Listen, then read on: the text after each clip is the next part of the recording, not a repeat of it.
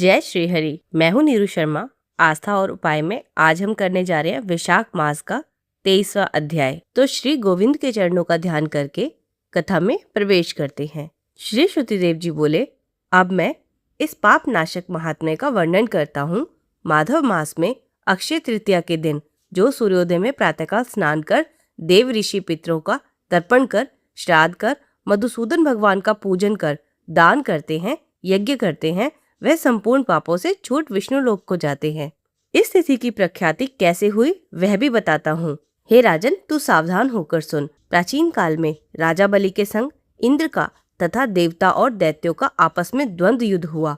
तब इंद्र पातालवासी बलि को जीत फिर पृथ्वी पर उतथ्य के आश्रम में गया और वहां उसकी मंदगामिनी गर्भिणी स्त्री को देखा, जिसके कमर में स्वर्ण सूत्र में वृद्ध किंकिणी शोभा दे रही थी। अनेक प्रकार के वस्त्र धारण किए, मधुर भाषिणी, मंद मंद हास्य, कुंभ सदृश, पीन कुंचों से अपूर्व, कमल समान मुख, नील कमल से नेत्र शोभा दे रहे थे।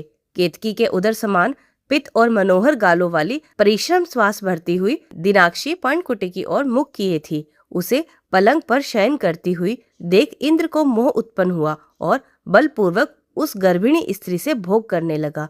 तब गर्भस्थ पिंड ने अपने गिरने के भय से दुखी हो अपने पांव से योनि मार्ग को ढक दिया, जिससे इंद्र का वीर्य पृथ्वी पर ही गिर पड़ा। तब गर्भस्थ शिशु पर इंद्र ने मोह, क्रोध और रोष के मारे लाल नेत्र करके श्राप दिया कि हे दुर्बुद्धि, तूने पांव से योनि का मार्ग रोका है, जिससे तू जन्मांध हो। तब दीर्घमाह पांव से वीर्य संचालन से जयंत के समान हुआ। इंद्र ऋषि के शाप के भय से शीघ्र भागा। उसे भागता हुआ देख संपूर्ण शिष्य हंसने लगे। तब इंद्र लज्जा के मारे पहाड़ की कंदरा में जा घुसा और वहां बैठकर उग्र तप करने लगा। तब राजा बलि और उसके साथी दैत्यगण गुप्त दूतों द्वारा भेद लेकर देवताओं पर आक्रमण करके अमरावतीपुरी दिक्पालों की विभूति और शंबरादि तथा स्वामी रहित देवताओं के राज्य का बलपूर्वक भोग करने लगे। तो अग्नि आदि देवताओं ने बिना अपने रक्षक के राज्य पर दैत्यों के आक्रमण करने से बृहस्पति के पास जा इंद्र का वृतांत पूछने लगे कि हे महाराज, इंद्र कहाँ हैं? बहुत दिन व्यतीत हो गए हैं, क्यों नहीं आते?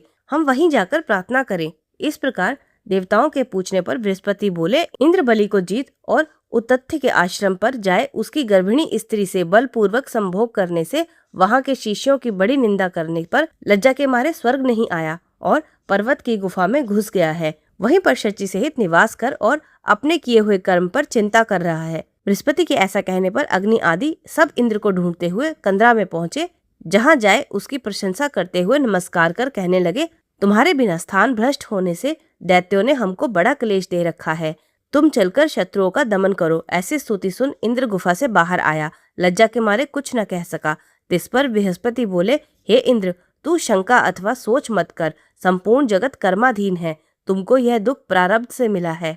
गुरु की बात सुन इंद्र ने कहा, हे मादन, पर स्त्री गमन के दोष से मेरा बल, वीर, यश अथवा मंत्र शक्ति, शास्त्र शक्ति, विद्या शक्ति सब नष्ट हो गए हैं। इसलिए मैं यहाँ गुप्त निवास कर रहा हूँ। इंद्र की यह बात सुन बृहस्पति सहित सब देवताओं ने मधुसूदन भगवान के प्रिय विशाख मास में जो सब तिथि बड़ी पुण्य रूप होती हैं, इसमें शुक्ल पक्ष की अक्षय तृतीया के दिन बलि के वैरी इंद्र को स्नान, दान आदि सदकर्म करवाए, जिसके प्रताप से इंद्र में विद्या, मंत्र शास्त्र में पूर्ववत शक्ति उत्पन्न होकर बल और वीर्यादि बढ़ गए तथा पर स्त्री गमन का दोष भी तत्काल नष्ट हो गया।